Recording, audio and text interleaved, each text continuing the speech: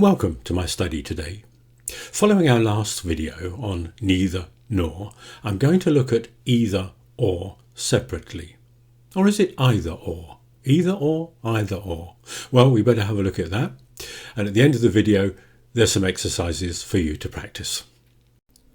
We use either for talking about one or two people or things which are usually closely related to each other. Either side could win. And here I mean just one side, not both. And either in this example is a determiner.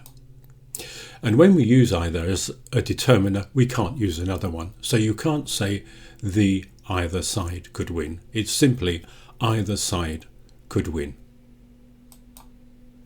Would you like the green book or the blue book?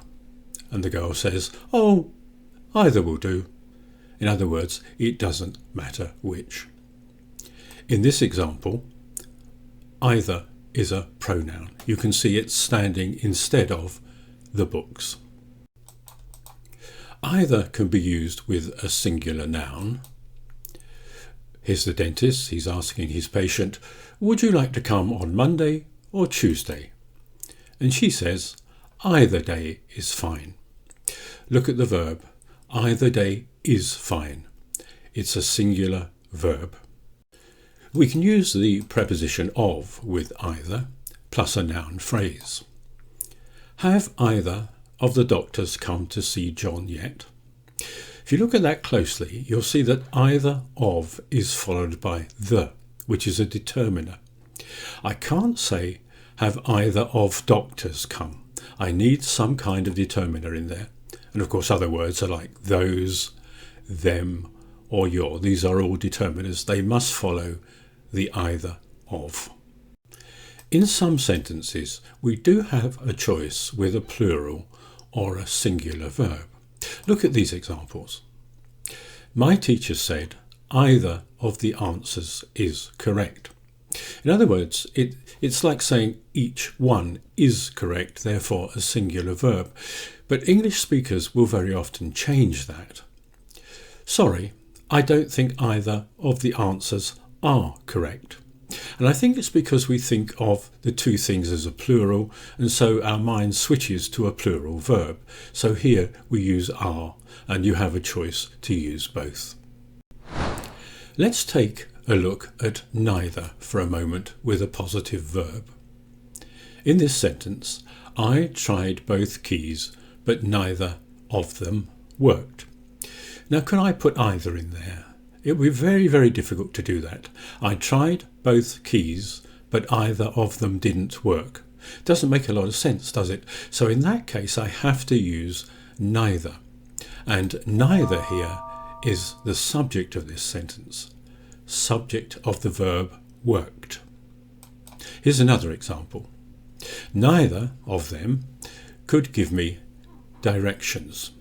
Neither here is also a subject, and I couldn't really say either of them couldn't give me, so that's why I have to use neither. Now look at this third sentence. I've read neither of these books. It's very important to identify here that neither is not now the subject, but it's an object. Why is that important? Well, it means that I can now use either with a negative verb if I want to express this in a different way. I haven't read either of these books. I can't do that with the first two sentences. Either can be a subject and an object in a sentence. In this positive sentence, either of them would do, it's a subject. In the second sentence, the question form, would you like either of these, it's an object. Either or are conjunctions, and they give us two alternatives. One is true, one is not. Here's a very good example. The squares on the chessboard are either black or white. They're one thing or the other. Either is very useful to add on to the end of a remark when it means also not. Now that looks a bit strange, so I'll try to explain that. I do have to say this is not easy, and students do make a lot of mistakes with this one. Peter didn't like the soup. Okay, clear enough. Peter didn't like the soup. I didn't either. Now you notice that we've used the auxiliary verb and we've followed it with either to agree in the negative with Peter's idea that he didn't like the soup. See if you can get your mind around that. That isn't easy. We use a subject, a negative auxiliary, I didn't, plus either. But you can find sometimes the whole verb used. I didn't like it either. So we've put like in as well. I can say I didn't either, or I didn't like it either. The whole verb plus the object plus either. Very common in English. Try to understand that one. Now let me give you a warning about either. Sometimes it can mean both. Yes, both. Here's a house with a tree on either side. So either side here means on both sides. Little confusing, but that's the way we use it. Here's another example. Can you look through either end of the telescope? And here I mean both ends. So watch out for that, because sometimes either stands for both. And I did say I would tell you how we pronounce it. And it isn't easy because we have two ways, so you have a choice. You can either say number one, either, or number two, either. Now if you use the second one, the E is quite long, so don't shorten it. Either. Oh, and just a word on the TH. The TH here is voiced, so if you put your fingers here and say either, you will hear the vibration. You can contrast that with three. There's no vibration in your voice. Either. If you've enjoyed my lesson today, could I ask you to please subscribe below and ring that bell? Thanks.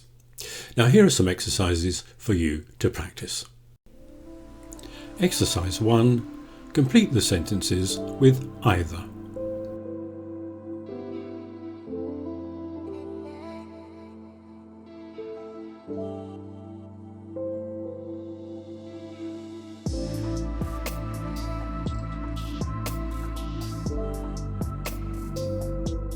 Exercise 1. Answers.